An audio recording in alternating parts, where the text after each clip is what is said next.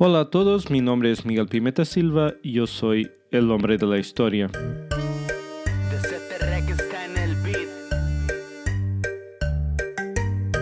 Bienvenidos a un episodio más del podcast Maya. Hoy es el episodio número 4 y está dedicado a la alimentación y a los mayas lacandones.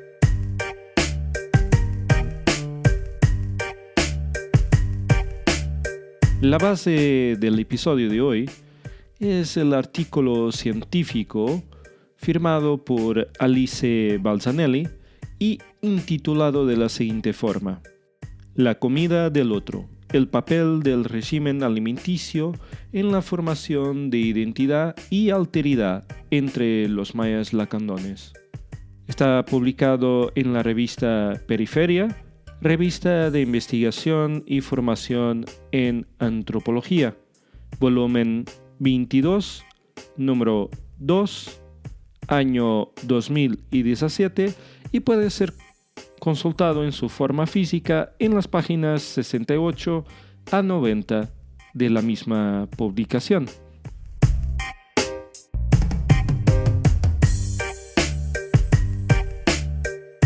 Alice Balzanelli, en la parte introductoria de su estudio, destaca que en los últimos años se realizaron estudios en el ámbito de la antropología amazónica que en parte han criticado una forma de observar el mundo no occidental con los mismos ojos que se observan el mundo occidental. Esto puede crear problemas, y sobre todo esos problemas derivan de las dicotomías occidentales. Por ejemplo, para Occidente existen dicotomías claras entre naturaleza y cultura, cuerpo y alma, individuo y sociedad, natural y sobrenatural. Para la autora es muy importante desde un primer momento poder sostener sus teorías, y para eso es fundamental presentar el mundo de otros científicos que son cercanos a un abordaje de cariz animista. O sea, la autora pretende en gran medida introducir luego en esta parte inicial del artículo lo que son los trabajos de autores como Viveros de Castro y otros autores que se dedican a una comprensión de la antropología amazónica y con eso poder también ella crear una línea de pensamiento que va a seguir hasta el final de su estudio, siempre con sustento en estas abordajes y en estos estudios animistas. Para poder aclarar este posicionamiento de la autora, paso a citar su texto. Los estudiosos de animismo apuntan a que en un sistema en el que todos los existentes comparten la misma interioridad y son susceptibles de ser persona, el cuerpo se convierte en el punto de partida de toda clasificación ontológica y el referente central de las relaciones interespecíficas. Sin embargo, al hablar de cuerpo, no se hace referencia únicamente al organismo, sino a todas aquellas prácticas que a ello se conectan y que permiten su construcción y su existencia al interior de la sociedad y del cosmos. En ese sentido, la alimentación constituye uno de los factores centrales que permiten la construcción del yo, del sujeto social y su separación de un sinnúmero de entes dotados de alma. Pues muy bien, para Balzanelli, Existe sin duda alguna un sistema de creencias en lo cual cada existencia en el cosmos es dueño de una interioridad idéntica a la del hombre. De este modo, no existe una divisoria que permita distinguir al ser humano de los demás existentes. Esta misma postura es defendida por investigadores como Vivero de Castros en sus estudios, donde destaca, por ejemplo, los Wari. Esta existencia total, o así quizá nos podemos referir a la plenitud de existencia, puede crear algunos problemas y algunas dificultades de análisis para los investigadores. En esa perspectiva, la autora pretende también con este artículo científico crear algún tipo de parámetro que posibilite diferenciar los colectivos sociales. Y esos colectivos sociales solamente pueden ser diferenciados, en la opinión de la autora, a través de la comprensión de la función de la alimentación en cada uno de estos colectivos sociales y su relacionamiento intracolectivo con los mismos alimentos. Claro que este análisis, que es en sí un poco compleja, llevaría más tarde a una identificación de la organización en categorías satisfactorias de estos colectivos sociales. Balzanelli decide entonces crear una estructura para su estudio donde crea 5 apartados distintos para elaborar toda su teoría. En el primer apartado tenemos la introducción al problema de estudio. Ya en el segundo apartado tenemos la alimentación como factor de distinción étnica. En la tercera parte, la autora dedica su atención al régimen alimenticio de las deidades y en una cuarta parte del estudio, el enfoque está en la comida como vector de cambio ontológico y por último, la autora ha creado un apartado para la alimentación de las deidades étnicas y de los difuntos.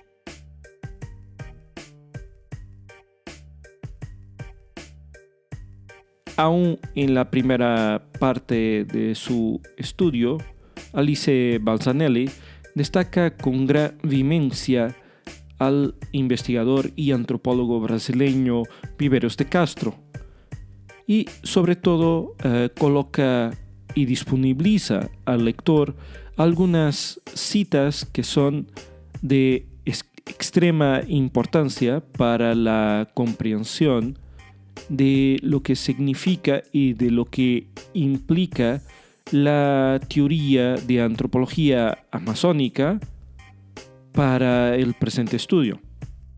Así, pienso que también es importante destacar en este podcast la cita de Viveiros de Castro que hace parte del artículo de Alice Balzanelli. Los Wari suponen que el peccari hace cerveza de maíz y que el jaguar lleva a la presa a su casa para que su esposa la cocine, pero saben bien que el jaguar devora a su presa cruda y que el peccari devasta las plantaciones de maíz en vez de cultivarlas. Son el jaguar y el peccari, dicen, los que se perciben a sí mismos como si realizaran gestos idénticos a los humanos y se imaginan de buena fe que comparten con estos el mismo sistema técnico, la misma existencia social, las mismas creencias y aspiraciones. Ya para otros autores, también referenciados en el artículo científico como Fischler, los hombres marcan la pertenencia a una cultura a través de especificidad alimentaria. En parte, la investigadora Alice Balzanelli comprende la importancia de entender la perspectiva del maya desde su punto de vista lingüístico también, lo que dice respecto a una autodefinición de lo que es ser hombre con una H grande, o sea, lo que es ser persona. Y curiosamente, nota la existencia de un patrón, y ese patrón o mejor diciendo, ocurre en una gran mayoría de los grupos étnicos mayas, ya que esta gran mayoría se autodefinen como hombres legítimos en oposición a la alteridad humana no auténtica.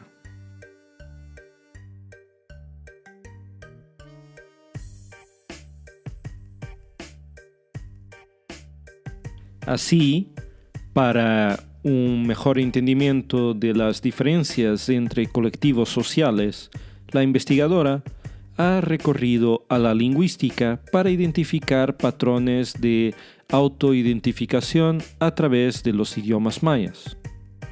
Los tzetales de Chiapas se autodefinen como Batzil Winik, los hombres verdaderos.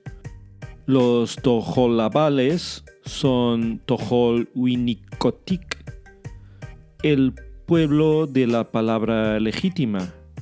Los quechís son Zacalcuinc o Yalcuinc, hombres auténticos. En todos estos casos existe una diferencia clara entre mayas y no mayas, que son llamados de caxtlanos, para definirlos como extranjeros. Curiosamente, existen otros grupos étnicos como los choles que no se identifican como hombres verdaderos. Pasamos a citar la opinión de la autora en relación a los choles. Los mayas choles se definen como milperos del término chol, milpa. No se identifican como hombres verdaderos. Sin embargo, el término indica que los miembros de este grupo son los que producen y comen maíz, diferenciándose de los extranjeros, que se caracterizan por distintas labores y alimentaciones. En todos los grupos, el consumo del maíz y las actividades que se conectan a esta planta son un emblema de distinción cultural. Pero, ¿cómo se van a autodefinir los lacandones? Pues muy bien, la investigadora nos da esa respuesta. Los lacandones se autodefinen como Jack Winnick, hombres auténticos. Y cuando es necesario trazar una autocaracterización, ellos destacan su vestimenta tradicional masculina, túnica blanca de algodón y cabello largo y suelto. Somos Jakwinnik porque tenemos a nuestros dioses, porque trabajamos en la milpa y comemos el maíz. Somos pobres, pero no nos falta nada. El hombre debe de tener túnica y cabello largo y trabajar siempre. Somos mayas. Es interesante notar que todos los alimentos de origen agrícola trabajados directamente por los Jakwinnik, o sea, los hombres verdaderos, son considerados como la verdadera comida, Jak Yochi. Ya en relación a los caxtlanos, estos comen y producen sus alimentos de forma distinta. En el pensamiento lacandón, Este hecho es resultado de la acción de Akianto, el dios de los blancos, que ha creado el dinero, las tiendas y las fábricas. El panteón de los lacandones está constituido por un gran número de deidades principales y menores, y cada cual tiene una función específica. Dioses distintos crean gente distinta. Cada gente es creada a la imagen de su dios creador. De esa forma, el dios creador de los lacandones tiene la tez morena. A la vez, el creador de los cashlanos tiene la tez blanca. Ambos los grupos son Winik, gente, hombres, pero solamente los lacandones son Hak Winik, hombres auténticos. ¿Cuál es entonces la diferencia entre gentes y entre gentes humanas y dioses? La respuesta se encuentra entre los alimentos. Los dioses se nutren de la esencia y los hombres, sean ellos auténticos o no, se alimentan de la sustancia. Un otro informante lacandón, de su nombre Koch, narra un mito explicativo de esta realidad, lo cual pasamos a citar. Un día llega el dios Achakyum a una milpa. Estaba hambriento de tanto caminar. Allí estaba un lacandón, muy pobre. No tenía nada que comer, solo un calabazo lleno de pozol. El dios le dice: «Estoy hambriento, ¿me puedes dar de comer?».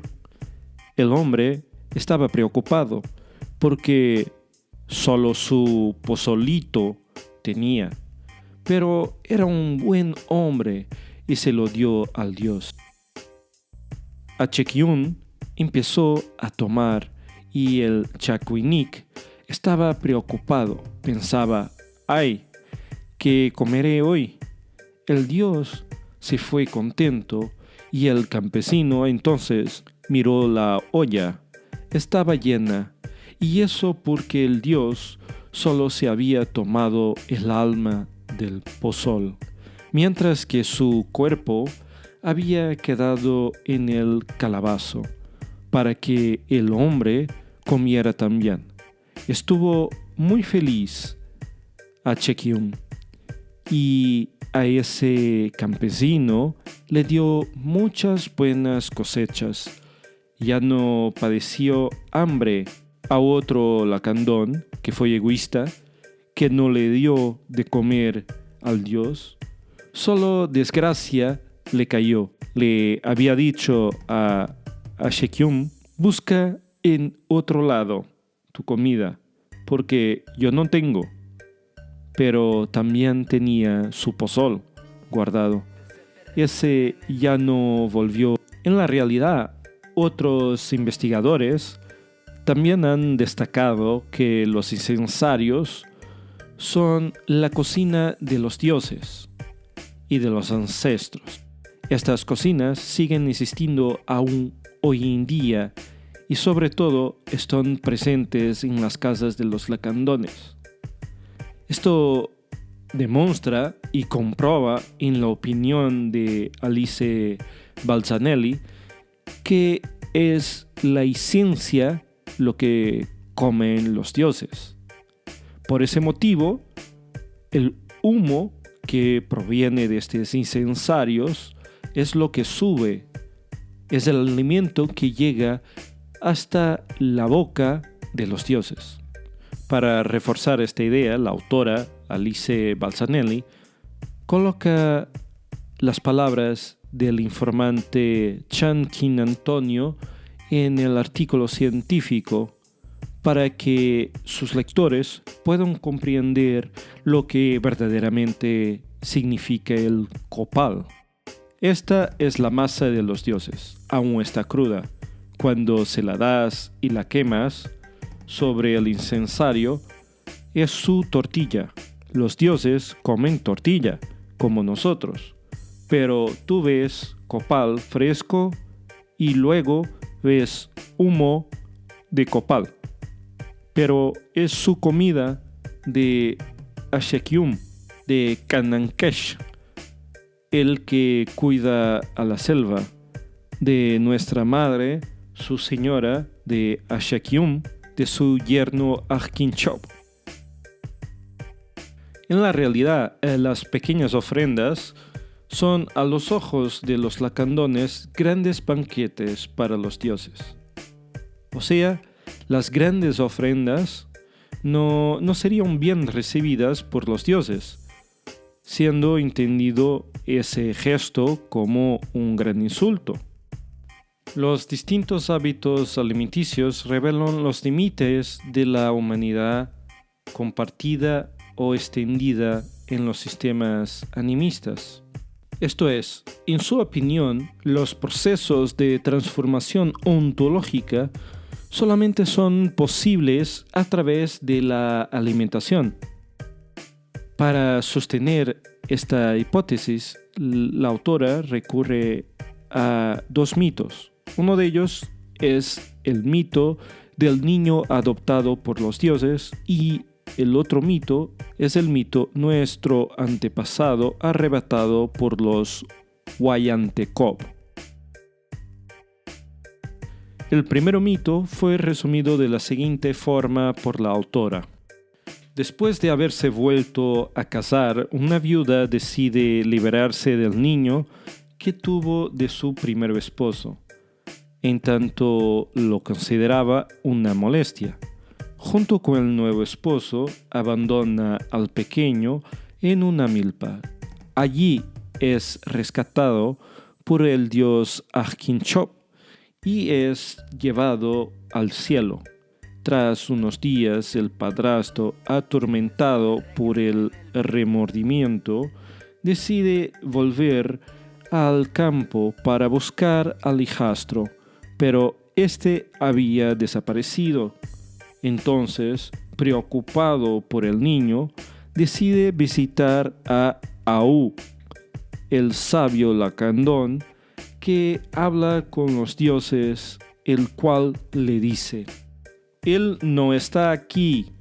Además, vosotros lo habéis rechazado, abandonado, extraviado. Su madre no quería nada con él. Ahora no tenéis más al niño.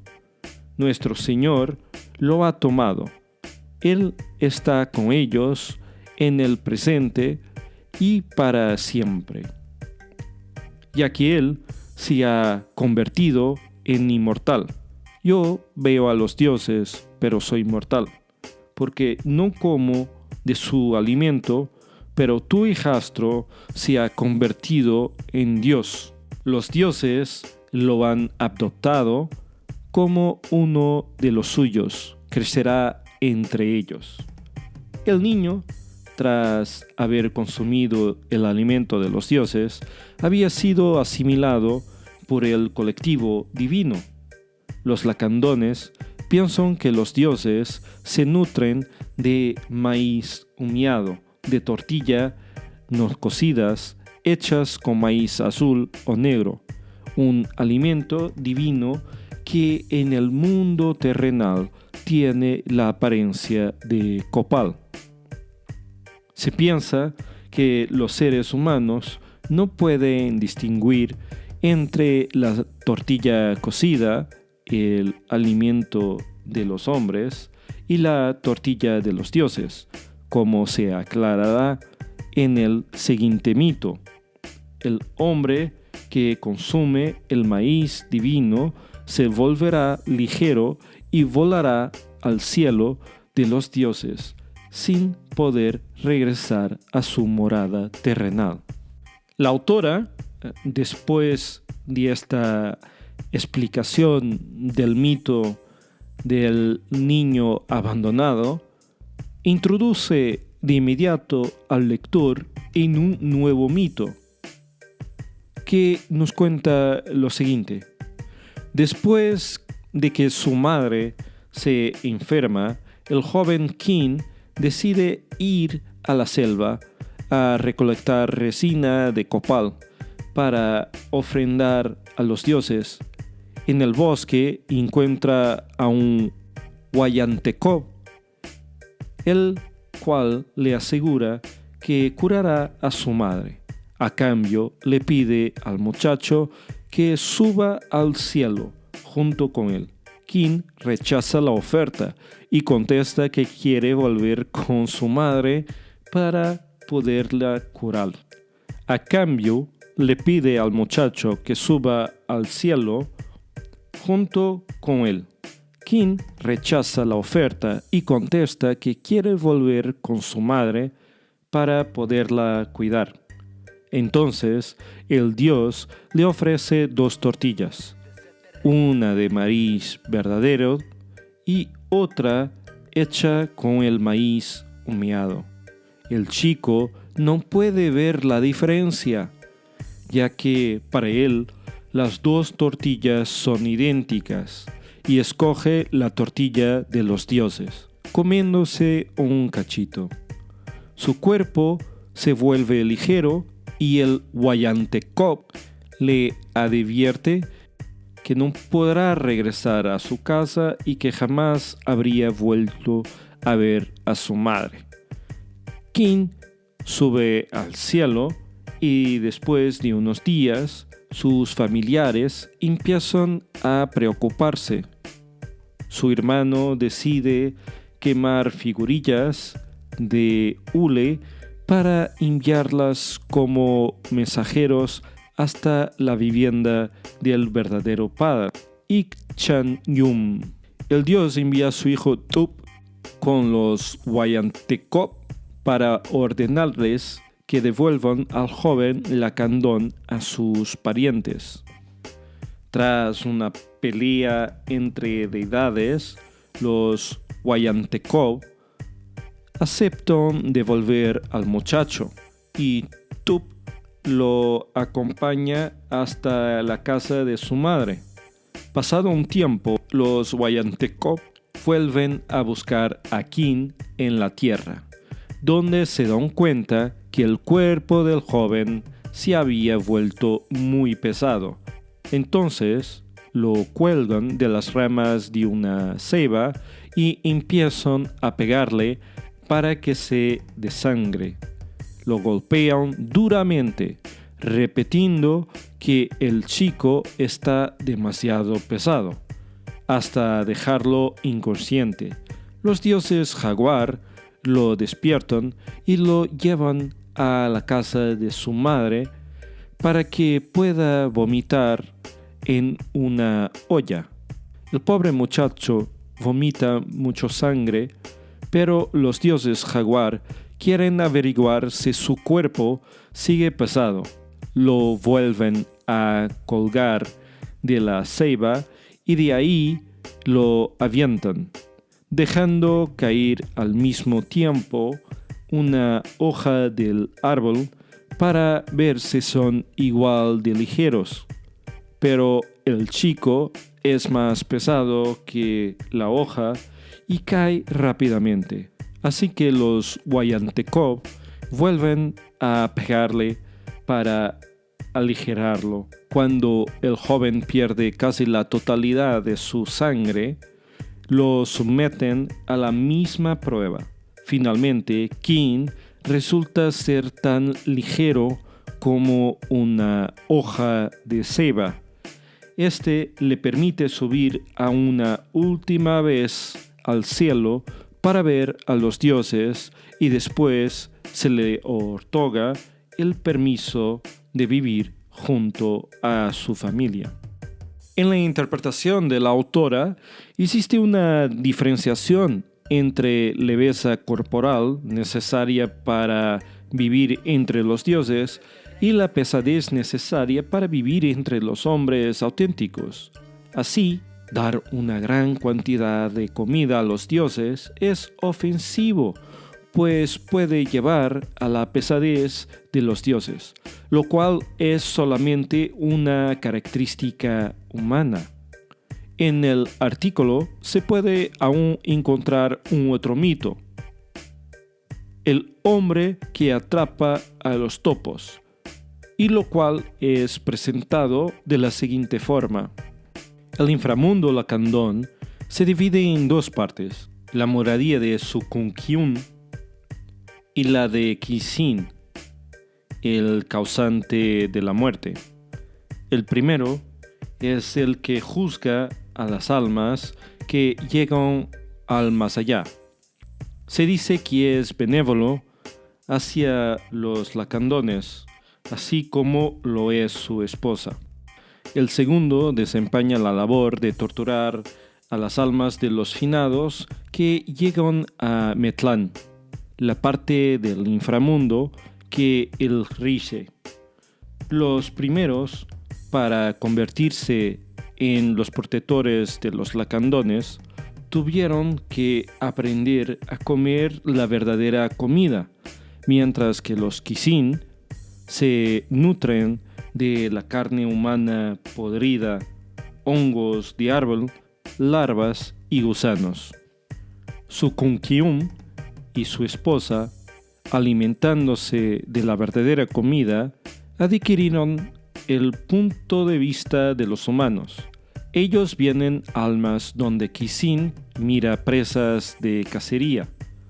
En una parte del mito, la esposa de Sukunkyum, llamado Shnuk, instruye a la hija de Kisin sobre la comida de los seres humanos, para que la muchacha pueda casarse con uno de ellos, y la invita a probar una galleta de maíz. «Oh, esto es delicioso», dijo la hija de Kisin.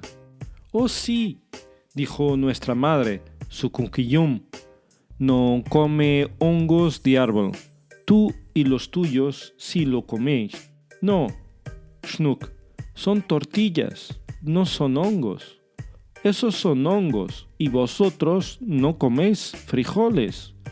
«Sí, Shnuk, nosotros comemos frijoles». «¿Cuáles frijoles?», dijo la esposa de Sukunkyum. «Vosotros coméis larvas de moscas verdes». «No, Shnuk, no», dijo la hija de Kisin. «Y coméis los cuerpos putrefactos de mis hijos», dijo nuestra madre. Ella estaba furiosa. Los Kisin comen los cadáveres en descomposición y beben el jugo de la putrefacción. Este es su atol de maíz.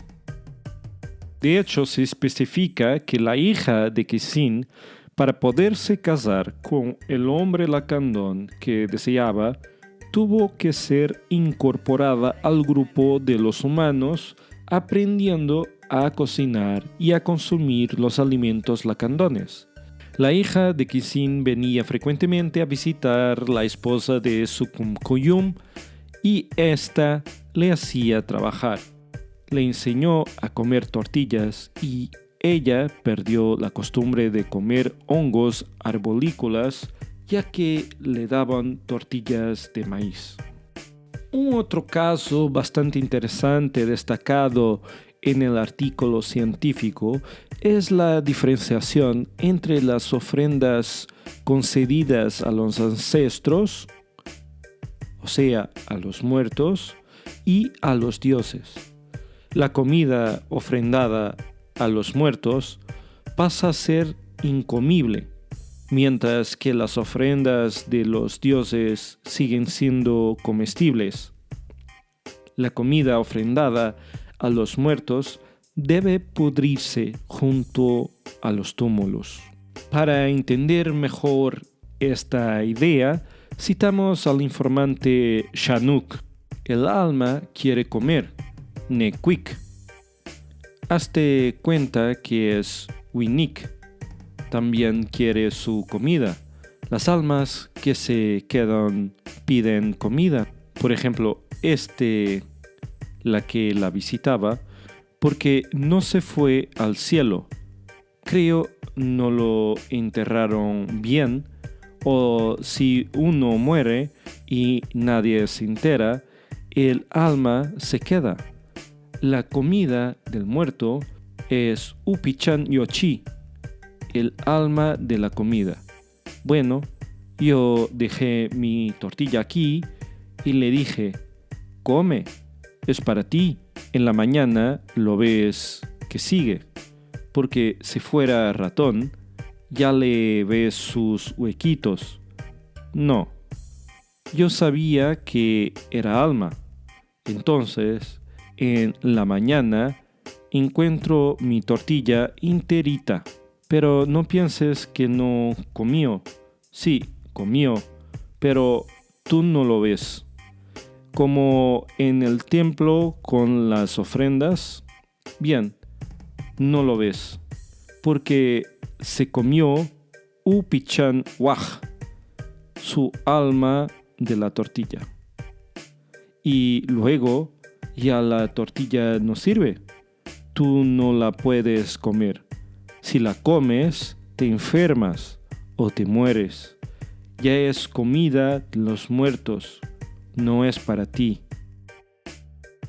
Sin duda alguna que el artículo científico de Alice Balzanelli es un aporte muy importante para la comprensión de la distinción entre colectivos sociales en sociedades donde el espíritu animista está presente. Este mismo estudio puede en un futuro ser aprovechado por otros investigadores, antropólogos de otras áreas americanistas y quizá se obtengan los mismos o idénticos resultados.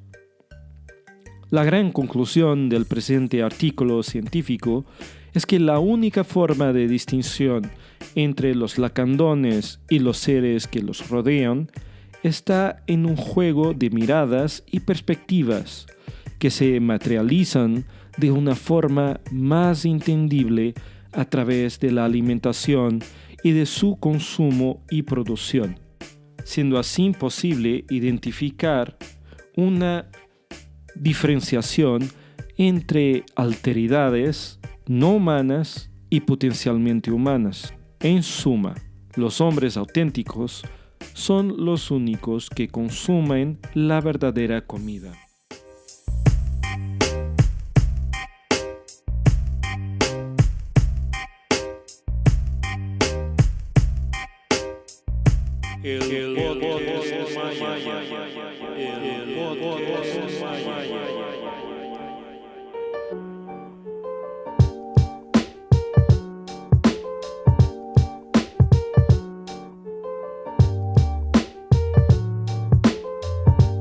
En el apartado de esta semana de las noticias, tenemos algo especial reservado para ustedes. En primer lugar, queremos divulgar el fantástico trabajo efectuado por la página Plaza Pública de Guatemala.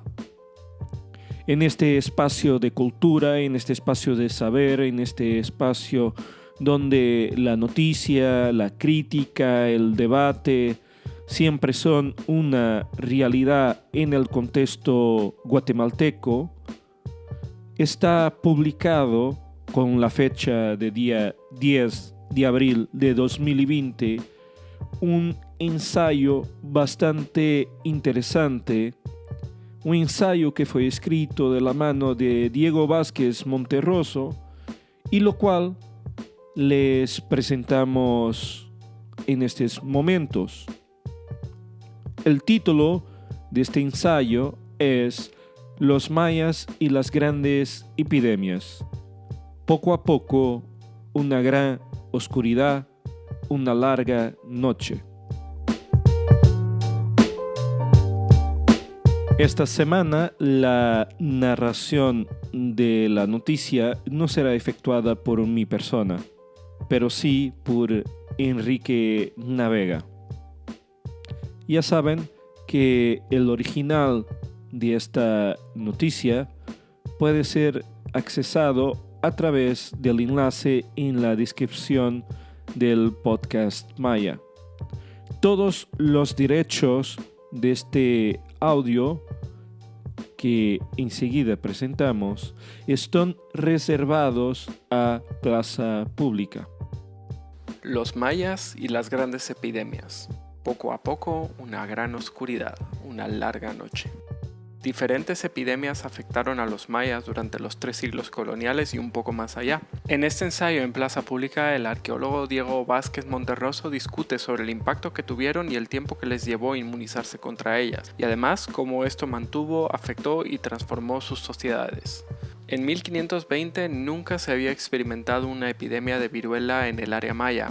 Su llegada a través de comerciantes e informantes de otras regiones mesoamericanas fue letal. Entre 1/3 y la mitad de la población total de entonces, calculada en 2 millones, murió en cuestión de meses. La gran oscuridad, la larga noche que mencionan los escribanos y principales caciquel en el título de este artículo, apenas comenzaba. Terminada en el primer tercio del siglo XVII, la crónica Xajil abarca todo el primer siglo colonial y el más mortífero jamás experimentado antes en esta región. En varias secciones de la crónica es claro que la muerte de parientes de diferentes edades se vuelve algo común en el mundo maya, algo que en la época prehispánica estaba reservado a un pequeño segmento de la población involucrado en actividades militares. La enorme caída demográfica, un evento sin parangón en toda la historia americana, aún tiene efectos en el presente. Las sociedades mayas serían más populosas y probablemente mucho más ricas culturalmente, ya lo son, vale aclarar, de no haber sido por aquellos sucesos que, aunque temporalmente lejanos, aún impactan nuestro presente. Pero la de 1520 no fue la única gran epidemia. A finales del mismo siglo se registró otra en 1576 que fue igual de mortífera que la sucedida medio siglo antes. Tal fue su impacto que la realización del Códice Florentino, el compendio de historia, cultura y pensamiento náhuatl, se vio afectada. El mundo que se mostraba en esta obra se vio literalmente carente de brillo. La epidemia impedía comprar los tintes para las ilustraciones que le acompañaba, de manera que las imágenes son en escala de grises como una analogía de cómo la vida se extinguía masivamente a su alrededor.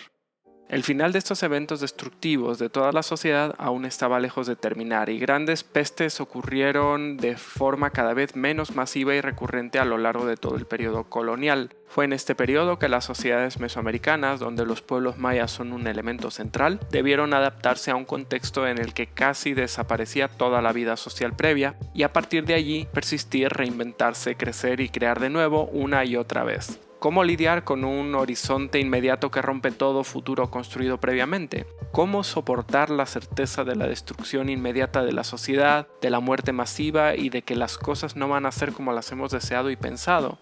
En estos tiempos de COVID-19, la primera pandemia del siglo XXI que ya está transformando para siempre el planeta, es preciso recordar que estos fenómenos ya han existido antes, pero su memoria colectiva se ha perdido. Se ha perdido sobre todo porque fue hace un siglo que ocurrió la última gran mortandad por una pandemia, la de la llamada gripe española que acabó con la vida de alrededor de 50 millones de personas en 18 países. Y desde entonces el acceso a la salud ha mejorado a nivel mundial, aunque quizás no con la profundidad y velocidad que se quisiera. Aún así, el recuerdo del exterminio masivo por enfermedad sucedió a quienes vivieron hace 5 y 6 generaciones, por lo que la mayoría de nosotros asume que algo así simplemente no puede suceder. Y sin embargo está sucediendo, ahora mismo. La capacidad de resiliencia y reorganización comunitaria es en realidad un punto más en una larga sucesión de eventos en los que los mayas han debido reconstruirse como cultura, como sociedad y como individuos una y otra vez, a pesar de la destrucción que algunas veces llegó a amenazar a la totalidad de la vida humana. La hemos visto también después de la guerra de la segunda mitad del siglo XX, con terremoto de 1976 incluido. Las poblaciones con memoria de largo plazo son también aquellas que tienen una mayor facilidad para enfrentar las grandes crisis que amenazan su existencia, y es allí donde los pueblos mayas pueden ayudarnos a enfrentar el escenario presente del COVID-19, pero también de la emergencia climática que vendrá en las próximas décadas. No tenemos control de nada más que de cómo vamos a reaccionar ante grandes y pequeños sucesos, y los pueblos mayas han demostrado que por muy oscuro que pueda ser el futuro, es posible construir la vida de nuevo, todas las veces que sea necesario. La muerte llegó antes que las armas. A causa de las amplias redes comerciales mesoamericanas, en 1520 el área maya fue asolada por la primera de las grandes epidemias de origen europeo que se sucederían durante siglos. Miles de años de aislamiento de Asia, Europa, África y Oceanía mantenían a las poblaciones locales sin defensas biológicas ante enfermedades foráneas. La peste así tuvo consecuencias terribles. Mató a entre un tercio y la mitad de la población local y dejó afectados a los sobrevivientes. Que se conozca, nunca antes había sucedido algo así en la región, y las grandes transformaciones de finales del periodo clásico eran el antecedente más cercano, 5 siglos antes, aunque debían su origen a asuntos sociopolíticos, económicos y en menor medida ecológicos. Para entonces ningún europeo había pisado todavía el altiplano maya, pero la peste les allanaría el camino. El impacto psicológico debió de ser profundo. De conocer la existencia de forasteros armados e ignorados hasta entonces a la muerte masiva de miles e incluso millones de personas, debió de existir un solo paso para pensar que aquellos sucesos auguraban el inicio de una nueva era. Y en efecto así fue, aunque no en la imagen épica que nos relatan los cronistas españoles y sí más en los largos procesos documentados por los burócratas del naciente Imperio Español y las crónicas indígenas. En el altiplano maya se logró la pacificación en 1540 y la consolidación colonial real no comenzó sino hasta después de 1548. Para el momento en que se estaba consolidando el sistema colonial en lo que hoy es Guatemala, entre 1524 y 1548, ya habían sucedido 2 grandes epidemias más, además de la ya mencionada en 1520 antes de la invasión. La de 1533 y la de 1545 al 48. Esta última extremadamente letal. Algunos cálculos muestran que en 1550 la población había mermado en un 75% con respecto a la de 1520. De 2 millones había caído a cerca de 400,000 personas. Como si ahora la ciudad de Guatemala se volviera del tamaño de Quetzaltenango y Totonicapán en 30 años. O si se quiere, pasaría a verse un poco como se ven estos días después de las 4 de la tarde, desolada y con lugares semiabandonados. Si el toque de queda de hoy impacta con sus imágenes post-apocalípticas, imagínese esos espacios vacíos por tanta muerte, no solo confinamiento. Pero ¿de qué eran estas grandes pandemias y por qué la población mesoamericana y maya no estaba preparada para ellas? Las migraciones hacia lo que ahora se conoce como América sucedieron entre hace 10 y 30,000 años, aprovechando puentes de tierra que se abrían en el Ártico y también a emigraciones desde Oceanía. Se sucedieron en varias oleadas, pero desde hace unos 10,000 años, cuando terminaron, las poblaciones americanas desarrollaron su propio camino inmunológico. Un camino que no estaba preparado para las enfermedades provenientes de Europa en el siglo XVI. Ya Europa había tenido sus propias grandes epidemias, la última de ellas, de magnitud continental, había sucedido 1 siglo y medio antes de la llegada de los europeos al altiplano maya y mató a cerca de la mitad de la población europea. La llamada peste negra desoló Europa, pero sus sobrevivientes resultaron en una población más fuerte, y esa fuerza se acrecentó por tener que repartir más recursos entre una menor población. A la vez empujó cambios sociopolíticos y económicos que estaban en pleno auge al momento de la invasión de América.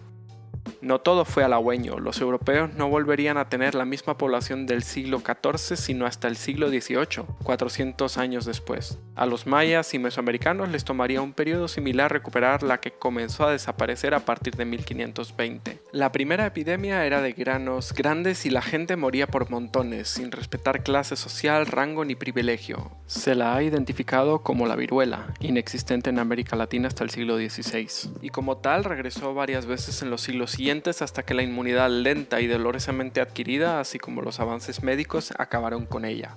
Pero no fue la más mortífera. Entre 1545 y 1576 ocurrió otra denominada como Cocolitzli por los nahuas del centro de México y terminó con la vida de millones en Mesoamérica.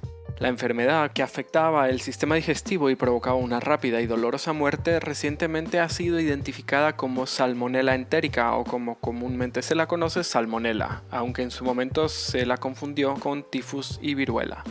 La devastación social de la invasión armada y las primeras grandes epidemias, más el desorden previo a la instauración formal del régimen colonial, pudieron haber estado detrás de ella, al menos en 1545-1548.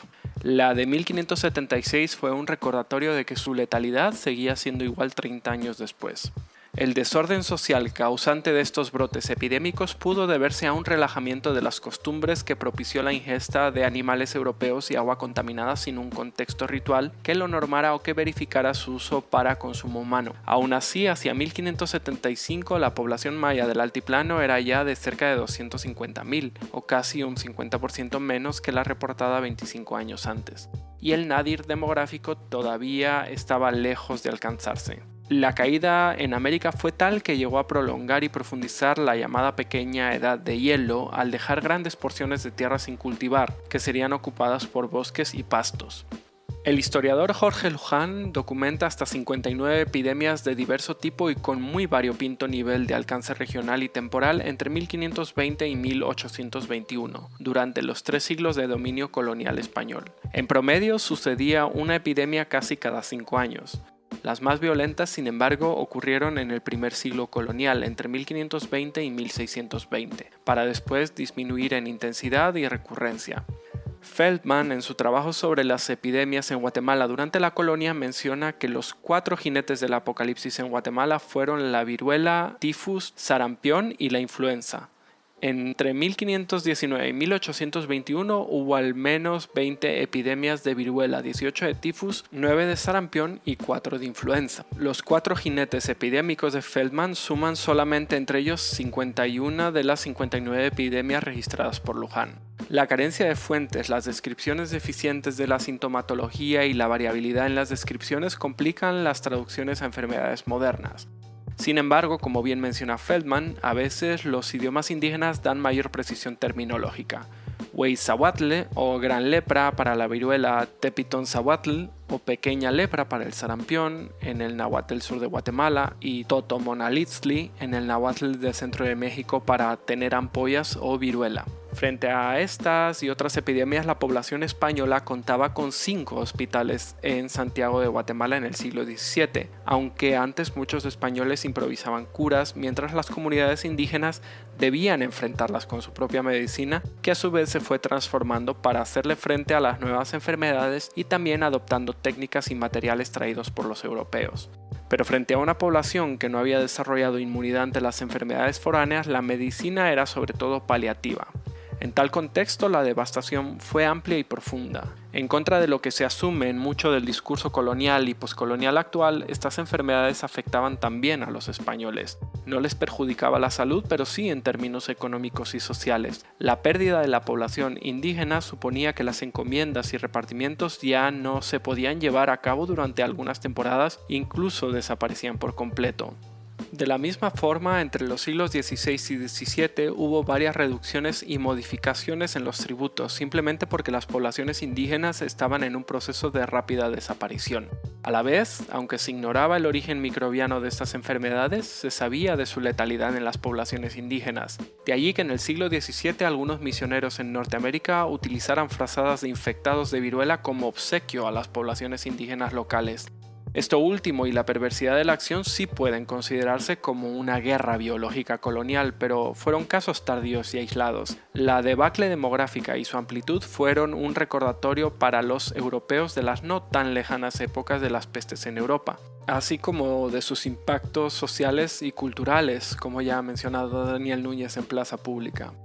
El panorama en otras regiones fue similar al del altiplano de Guatemala, aunque con diferentes grados dependiendo del siglo y el lugar. La caída demográfica despobló el norte de la Verapaz entre los siglos XVI y XVII y la inmunidad adquirida por el grupo la comenzó a repoblar a partir del XVIII. Sin embargo, otros grupos no tenían inmunidad para enfermedades tropicales. Parte del fracaso del experimento belga-británico en la Verapaz, Petén y Zabal durante el siglo XIX fueron las enfermedades endémicas de ese trópico caribeño, que diezmaron muchas de las recién fundadas colonias, así como lo habían hecho con la población chol en los siglos previos.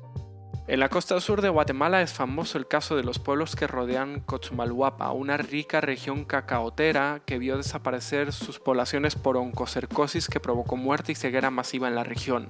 Todos los pueblos del área únicamente sobrevivió Santa Lucía Cochumalhuapa hasta el presente.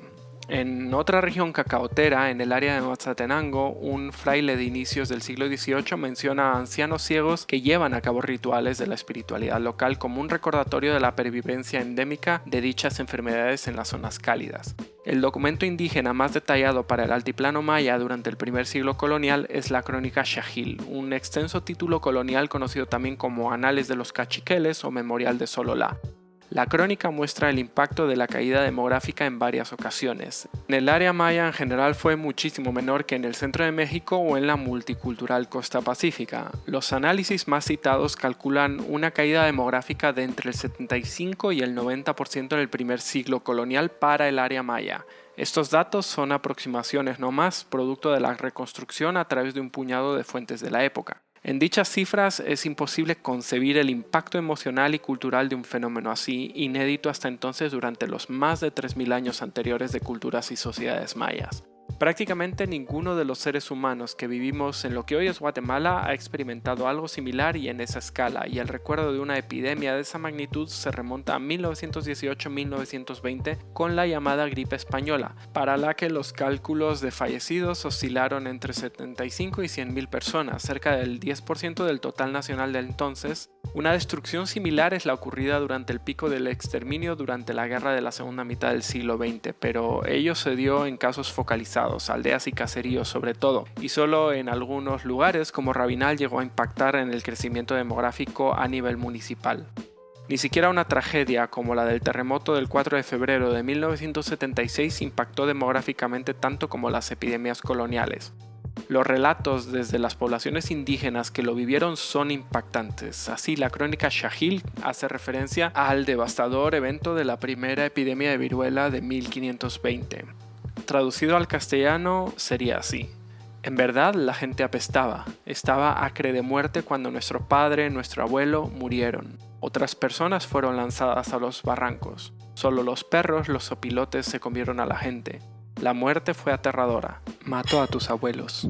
El impacto social de una epidemia de esa magnitud fue tal que los cuerpos eran abandonados en las calles. La situación era similar a la que hoy se vive en ciudades como Guayaquil en Ecuador, pero que se ha comentado en todos aquellos lugares en los que el COVID-19 ha impactado con fuerza.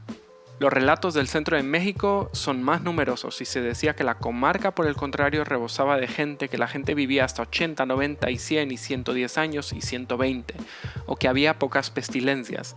El centro de México, como ya se mencionó, tuvo una reducción de población de cerca del 90% o incluso más, pasando de 200 millones a menos de 2 en un siglo.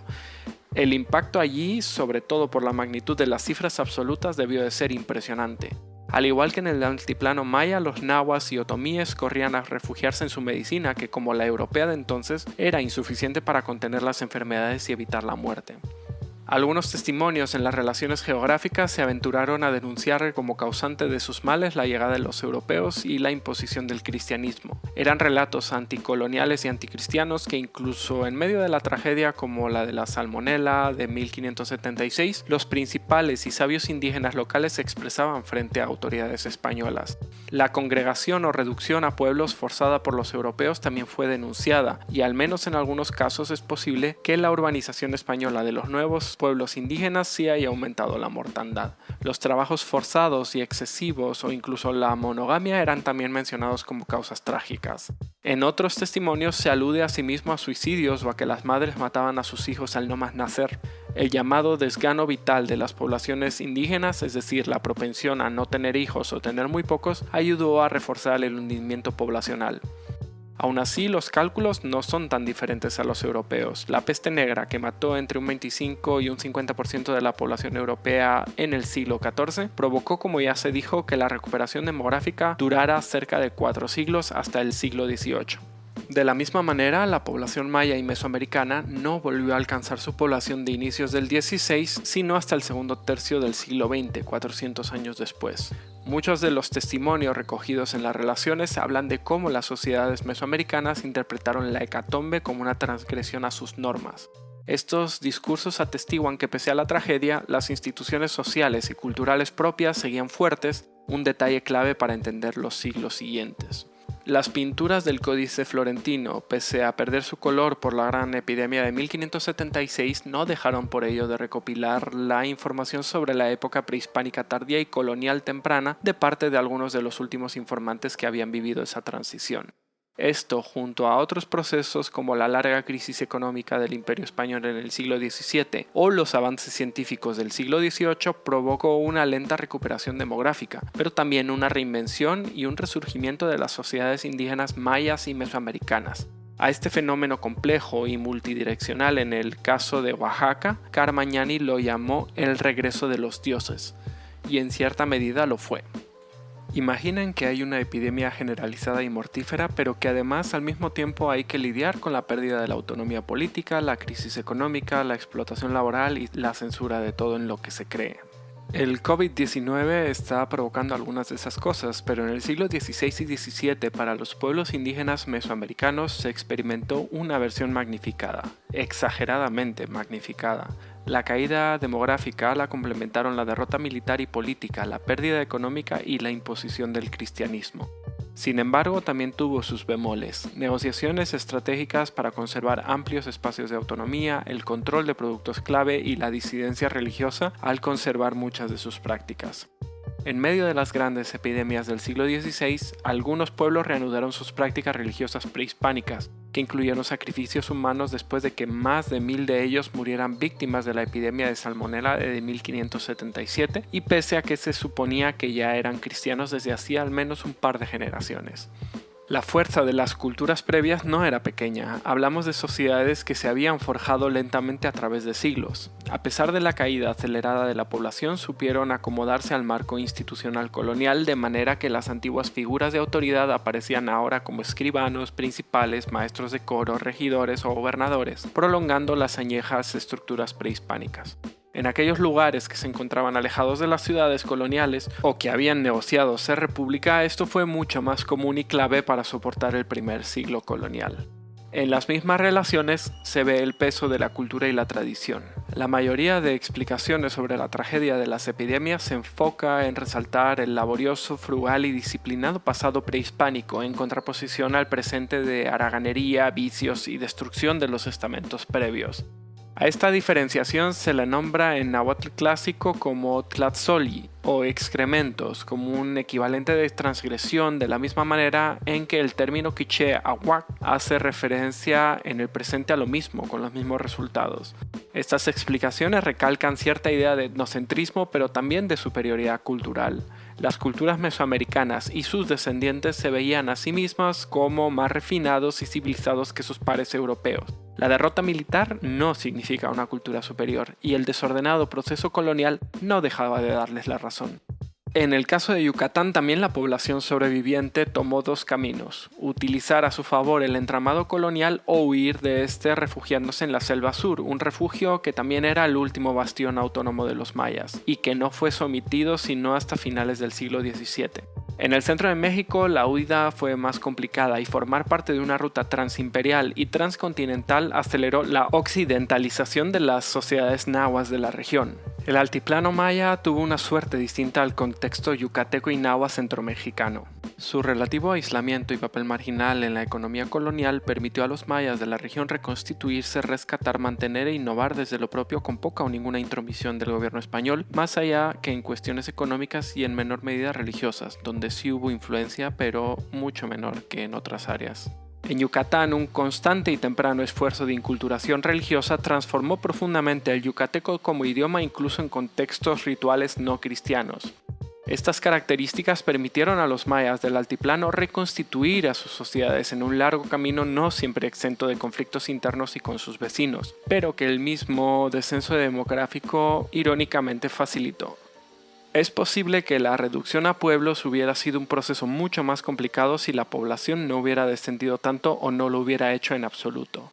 La crisis económica que fue aumentando progresivamente en todo el Imperio Español desde finales del siglo XVII ayudó a las poblaciones indígenas. El empobrecimiento generalizado redujo el intercambio comercial y con ello el contagio a través de epidemias. Pero también, más importante aún, hizo que la economía de subsistencia creciera enormemente. La recuperación de los agotados suelos del altiplano hasta antes de la invasión europea, que estaban llegando al tope de sus capacidades, permitió no solo sostener a la población sobreviviente, sino además proveerles de una mejor alimentación. un fenómeno similar al que sucedió después de la peste negra en Europa. Los suelos del altiplano maya no volvieron a llegar a su límite hasta después de 1950 y allí fue la llegada de abonos químicos la que permitió seguir aumentando la producción. Además, la crisis económica y la poca población permitió que muchas comunidades mayas, las mejor organizadas, más ricas y menos expuestas al poder colonial, aunque no solo ellas, pudieran adquirir, titular e incluso ampliar las tierras comunitarias. En el siglo XVIII, las nuevas titulaciones todavía fueron aprovechadas por la poca población ya en crecimiento para aumentar la propiedad comunal, un fenómeno que ya no volvería a darse en la historia. Las epidemias, la mortandad y el nuevo orden sociopolítico también transformaron el interior de las comunidades. A pesar de que los españoles permitieron la continuación de las élites indígenas nobles prehispánicas bajo la figura de principales, estas eran un estamento menos definido que en la época prehispánica, y el ascenso de gente del común a las élites locales fue más habitual de lo que se asume. Esto impactó en otras expresiones como en la vestimenta, donde la de la élite pasó a identificar entre finales del siglo XVII y mediados del XVIII a todo un pueblo en común. Una horizontalización hacia arriba que también significó la culminación de la reconstitución comunitaria. Fue un largo proceso que tomó 2 siglos y medio o cerca de 13 generaciones, pero que a finales del siglo XVIII permitió que surgieran o se consolidaran los hamac coloniales y modernos que persisten en su mayoría y hasta el día de hoy, particularmente en el altiplano occidental guatemalteco. Estos hamac, a diferencia de aquellos de inicios del siglo XVI, ya no tenían una élite de origen noble ni un sistema de castas tan estricto, pero sí tenían una conciencia de un origen común, un idioma particular, una vestimenta propia, especializaciones económicas específicas y una geografía ritual particular. El fracaso del proyecto evangelizador dentro de las comunidades indígenas se volvió más patente conforme la crisis económica se profundizaba, al igual que la demográfica. Este espacio de maniobra permitió a los pueblos indígenas recrear sus antiguas estructuras culturales y políticas bajo el nuevo orden, aunque algunas veces el prehispánico fuera bastante evidente aún. Carmagnani muestra este proceso del paso de una identidad de hamac basado en los vínculos familiares y de origen muy antiguos a una étnica o más bien etnolingüística durante el siglo XVII, cuando es evidente que las antiguas certezas de origen y prerrogativas de casta estaban en una progresiva crisis, y cuando el elemento común en muchos pueblos altepetli o hamac coloniales era el idioma o la variante local de uno más general. En esta restauración cultural y sociopolítica, las antiguas religiones y prácticas espirituales jugaron un papel clave, de la misma manera en que lo desempeñaron siglos después entre los indígenas del suroeste de Estados Unidos. La recurrencia de las epidemias durante todo el siglo XVII, que aún poseían una alta letalidad, no hizo más que reforzar esta conexión. Algunas epidemias, sin embargo, tuvieron un carácter menos biológico y más, si se quiere, psicosomático. Una de ellas es la llamada Kumats o Cucumats en el área maya, y que hace referencia tanto a una serpiente como a la entidad sagrada de la serpiente emplumada, conocida también como Cuculcán o Quetzalcoatl. Esta epidemia aparece en al menos 2 momentos, en 1545-1548 y en 1650. La de 1650, si bien solo afectaba a la población indígena, no tenía la letalidad de la salmonela. Es probable que se tratara de una misma enfermedad, pero su sintomatología la acerca bastante a Kumats, un padecimiento psicosomático entre los quiché y que es marcador de destino divino. Es decir, denota asumir un cargo en la espiritualidad maya quiché como ajquij o especialista ritual. En el lago de Atitlán, en San Marcos La Laguna, se menciona un evento similar. Una epidemia de origen psicosomático surge porque algunos de los habitantes son llamados a ser ajquij y a realizar ceremonias colectivas, por haber alterado los restos de gente que murió en un enfrentamiento en el siglo XVIII. El dato no es anecdótico. Gage relata la fuerza de las prácticas paganas Pocomam en las cercanías de la moderna ciudad de Guatemala, Petapa y Pinula. Tavares hace una compilación de cómo aumentaron las prácticas idolátricas en Oaxaca desde mediados del siglo XVII, de la misma manera que Calvo relata lo mismo para esa región, al igual que Carmagnani. Varios de los calendarios rituales de la espiritualidad maya del altiplano de Guatemala fueron elaborados entre mediados del siglo XVII e inicios del XVIII, al igual que los célebres Chilam Balam de la península de Yucatán. Si bien es posible que los escribanos e informantes del siglo XVII dejaran pistas de sus prácticas rituales antiguas en las crónicas que los mismos españoles les comisionaban, también es cierto que fue durante el siglo XVII que dicha práctica fue aumentando, así como comenzó la consolidación de las reducciones coloniales de los antiguos pueblos prehispánicos en los hamac coloniales y modernos de hoy. Y vale la pena repetirlo, es cuando la población indígena se estabiliza y comienza lentamente a recuperarse. La recuperación no solo es demográfica, es cultural, espiritual, económica, política, total e integral entre un siglo y medio después del inicio de la larga noche, como glosa el escribano de la crónica Shahil. Las epidemias continuaron durante el periodo colonial, sin embargo a partir de 1650 la población se estableció y luego creció, pese a mermas esporádicas cuando otras pestes asolaban la región. Estas pestes también podían ser motivo de conmociones colectivas, como lo sucedido en Quetzaltenango en 1785, que provocó el descrédito de los antiguos principales quiché coludidos con españoles recién llegados a la ciudad y una insólita alianza interétnica entre quiché y mam del común y castas del lugar en un momento en que la ciudad estaba dejando de ser una típicamente quiché para convertirse en una multicultural. Todavía una posterior de viruela en 1814 puso en jaque a la sociedad quetzalteca y en general a los pueblos mayas, en un momento en que el imperio español en América agonizaba.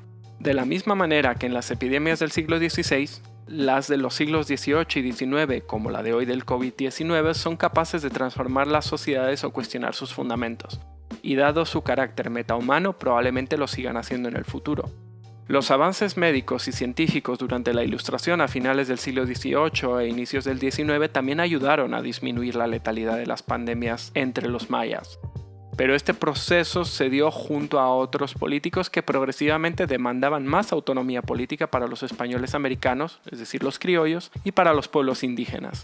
El impacto de estas pestes en el ámbito político general fue tal que en 1837 ayudó a derrumbar el primer proyecto liberal del siglo XIX en Guatemala y a restaurar la legislación y privilegios coloniales de los pueblos indígenas. Para ese momento, estratégicamente, las élites indígenas más ricas, como las quiché, establecieron alianzas con el caudillo Rafael Carrera y pidieron la restauración del sistema de repúblicas, así como la relegalización de sus títulos de tierras. Esto permitió a muchas comunidades enfrentar de mejor manera los abruptos cambios de los segundos liberales a partir de 1871. En el siglo XVIII la población maya ya se estaba recuperando, aunque con algunas pequeñas pausas producto de los últimos procesos de adaptación biológica. La transformación social, cultural y espiritual ya había sucedido, pero no lo había hecho en los términos del gobierno español, al menos no para el caso de los mayas del altiplano, sino según los suyos propios.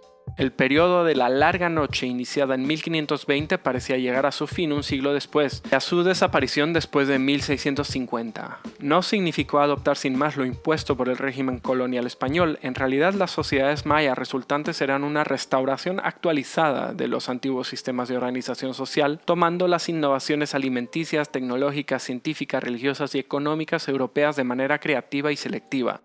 Este proceso, producto de que las sociedades mesoamericanas eran cosmopolitas por naturaleza desde muchos siglos antes de la llegada de los europeos y no encerradas herméticamente en sí mismas, lo describe Federico Navarrete Linares en un trabajo que discute formas alternativas de ver el pasado mesoamericano, pero también el presente. El fondo de todo tiene un nombre: agencia, es decir, la capacidad de las poblaciones mayas de decidir por sí mismas cómo enfrentar las epidemias, la derrota militar y política, la invasión europea y la transformación de su mundo. Después del primer impacto, posiblemente traumático, retomaron su antigua lógica de adopción creativa de lo foráneo. Lo hicieron al negociar los términos del nuevo orden colonial en la primera mitad del siglo XVI, adoptando creativamente la escritura europea para preservar su pasado después de 1550, restaurando el carácter público de sus prácticas religiosas y espirituales en el siglo XVII, utilizando el sistema legal español para conservar o incluso aumentar sus tierras comunales, o pidiendo autonomía más amplia a partir del siglo XVIII. Y todo ello en medio de la peor crisis demográfica, cultural, política y económica que habían experimentado. De esa larga experiencia acumulada no solo en ideas sino en prácticas es posible aprender mucho. Es impresionante notar cómo los mayas del altiplano no vieron destruirse su antigua sociedad para siempre a pesar de perder 9 de cada 10 habitantes en un periodo de un siglo, o a 1 de cada 2 en un solo año, 1520. Ello en sí mismo es una victoria social, cultural, humana de gran trascendencia para los mismos mayas y para todo lo que en su conjunto es Guatemala hoy, pero constituye un hecho desconocido o menospreciado por las grandes narrativas que valoran el mestizaje o la resistencia como si de polos puros de realidad social se trataran. El racismo en Guatemala, ese sí endémico, también ha evitado que se valore de una forma más positiva y bajo una luz más benigna todas las prácticas sociales y culturales de los pueblos indígenas, especialmente de los mayas, y ha impedido aprender de ellos, pero no apropiarse de conocimientos específicos cuando se le ve algún tipo de ganancia, vale aclarar. De la enorme historia de resiliencia, restauración, invención, creatividad y préstamos de los mayas antiguos se puede comprender mucho de su presente, pero no solo para quedar restringida a los mismos mayas, sino para idear formas de construir una mejor sociedad para todos en la que los individuos, comunidades sean iguales en dignidad y oportunidades más allá de la letra muerta de la Constitución o de los grandes discursos políticos. Precisamente los mayas no han experimentado cambios abruptos desde hace cientos de años, pero los cambios que han hecho al interior de sus sociedades han sido los necesarios para seguir siendo mayas en diferentes momentos. Son lo mismo y algo diferente a la vez. Esto es evidencia de culturas vivas, no en permanente resistencia ni ancladas atávicamente en el tiempo, sino de unas que deciden consciente o inconscientemente aceptar o rechazar ideas prácticas y materiales de fuera, adaptándolos. Esta habilidad les ha hecho reaccionar mejor ante las epidemias después del primer trauma de 1520 y tomar decisiones que benefician a la comunidad como un todo. Esto se puede ver en el presente con la pandemia del COVID-19. Las comunidades mayas se cierran como en Totonicapán, controlan los mercados comunales haciéndolos diarios y rotativos como en Momostenango, limpian sus calles y decretan cuarentenas propias, incluso limitando el ingreso de extraños o de quienes han estado fuera mucho tiempo, demostrando una eficiencia muy superior a la del Estado de Guatemala y sus instituciones. A diferencia de la organización sociopolítica del Estado de Guatemala, que parece velar por la estabilidad macroeconómica en un momento en que se sabe que la economía mundial entrará en una profunda recesión y posterior transformación, los pueblos mayas organizan sus estrategias en torno a la comunidad. Su experiencia acumulada desde al menos el siglo XVI a través de las casi 60 epidemias en los 3 siglos coloniales les hace comprender que primero es la comunidad, la sociedad en otras palabras, como un todo antes que individuos, estratos o temáticas particulares. Ante un desastre que amenaza la vida humana misma, es esta la que debe ser preservada, y sí, eso significa contracción económica, inestabilidad política y aislamiento relativo, físico en el caso actual, pero en el largo plazo se sabe que todo ello se restaurará. Como el escribano de la crónica Shahil, que no dijo que se trataba de una noche perpetua, sino una larga, de la misma manera se debe aprender de los mayas y su conocimiento sobre los ciclos largos. La economía, los gobiernos, incluso una buena cantidad de personas puede desaparecer, pero si se sacrifica la comunidad y la cultura, se ha perdido todo. Puede que no sean sistemas perfectos, hay que recordar que además están dentro de un sistema sociopolítico que se niega a reconocerlos plenamente, pero han demostrado una fuerza y una vigencia temporal y cultural que supera por varios siglos al Estado de Guatemala, y lo seguirán haciendo durante el COVID-19, y seguramente con la emergencia climática que se avecina. De nosotros como sociedades diversas que habitan Guatemala hoy depende qué vamos a hacer, pero buena parte de las respuestas ya las han desarrollado, probado y verificado los pueblos mayas, más allá de las prácticas medias y tecnológicas de cada momento. Aprendamos de ellos, tenemos mucho que conocer todavía. Este ensayo es de la autoría de Diego Vázquez Monterroso y lo ha leído Enrique Naveda. Compártelo si te ha gustado y busca otros similares en las redes de Plaza Pública GT o en plazapublica.com.gt. Incentivamos a cada uno de ustedes a que puedan visitar este bonito espacio de cultura y debate que es Plaza Pública.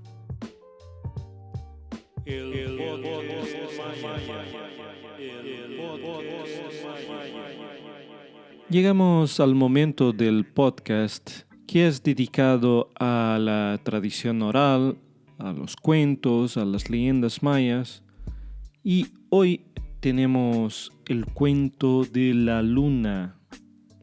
Cada grupo cultural tiene sus propias creencias y historias de los antepasados, los cuales todavía en la actualidad se creen.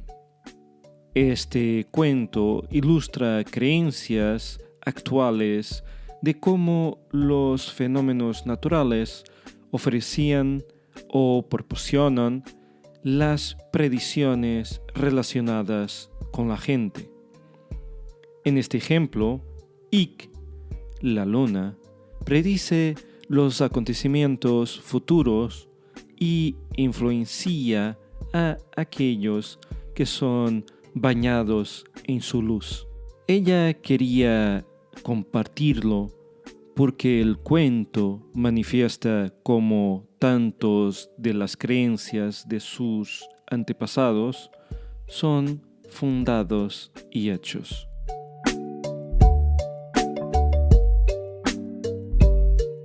Siríaca nació y creció en Sololá, al lado de su extensa familia de 8 hermanos, sus padres y parientes de su padre y madre. Todos vivían en el cantón Paraj de Sololá. Ellos vivían en sus tierras donde sembraban verduras y maíz para el consumo de su familia y para vender en el mercado. Así fue como la madre y la abuela de Siríaca la educaron en las creencias mayas.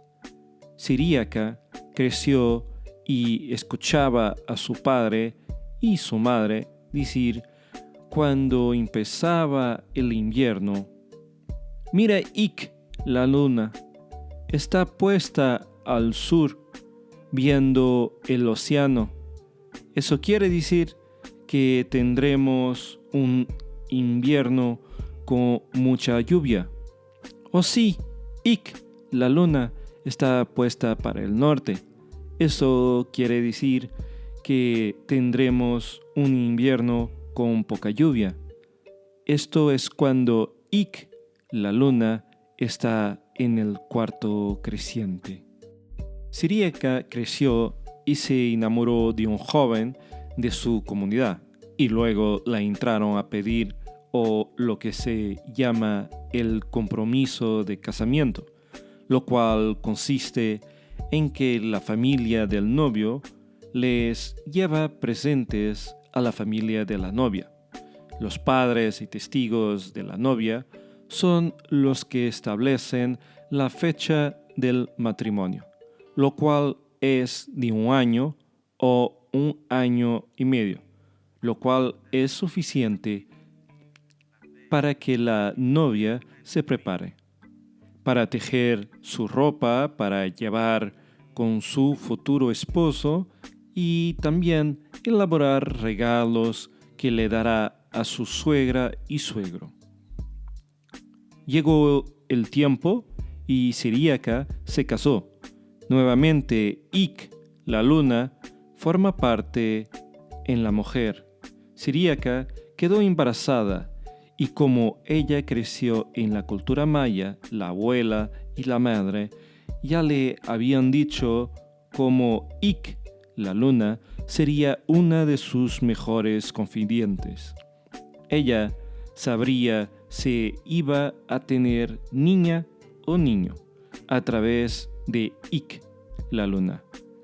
Si el parto era en luna llena o cerca, eso quería decir que sería varón.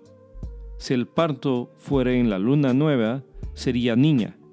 La abuela también había dicho que si Ik, la luna, estaba en eclipse, que no saliera al patio sin cubrirse la cabeza con una tela y un pedazo de tela rojo para que su hijo no fuera afectado en el vientre. Siríaca, como una mujer respetuosa de sus creencias, hizo todo lo que su abuela y madre le indicaban. Procreó 4 hijos, cada uno nacido en luna llena, y 2 niñas nacidas en luna nueva. De igual manera, Siríaca aprendió cómo sembrar y cosechar las frutas y verduras en las diferentes etapas de la luna. Siríaca siguió viviendo en el mismo cantón Paraj, al lado de su familia en Sololá, Guatemala. Colorín colorado, este cuento se ha acabado.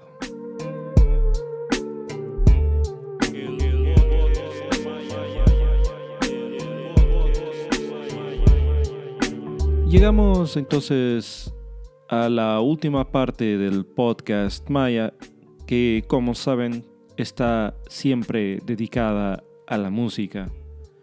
Hoy tenemos la presencia de un proyecto, el proyecto Beatsma, con la canción Tal Kalan, proveniente del álbum Tui Wits, Beatsma Sobrevivencia. Ya saben, marcamos presencia en una próxima semana y hasta ese momento, buenas lecturas y buenas investigaciones.